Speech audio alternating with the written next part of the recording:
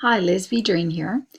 Here is a intro video discussing Module 6, discussing content that will be learned in this module.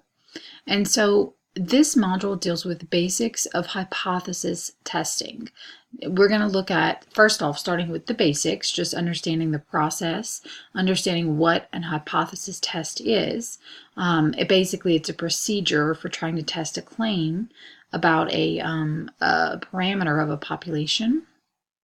And so a hypothesis test we're going to look at for proportions, and we're going to also look at for means as well. And so let's scroll down a little bit. And here you're going to have your resource book. Okay, your resource book is going to once again have the textbook readings. It's going to have lecture notes.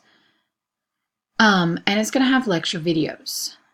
Okay, the lecture videos are going to actually be videos that I found using the graphing calculator to actually go through and conduct the test and get things such as the p-value, the probability value, the test statistic, some important information that you're going to need to conduct these tests.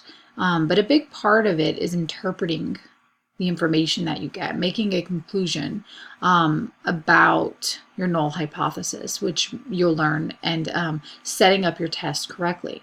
And so that's a big part of it. So I recommend that you read the textbook and that you read the lecture notes and watch the lecture videos.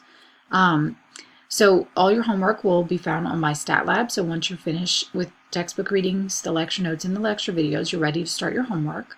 Go through your homework assignments, and once you're done with that, you are ready to take your Module 6 quiz, which is found here. You will have 2 attempts, 15 minutes at each attempt, and there will be 10 questions, which will either be true, false, or they will be short answer. And then after you're done with this module, you're on to the final module, which is going to include information about your big final exam, which would be comprehensive. So good luck, and let me know if you have any questions.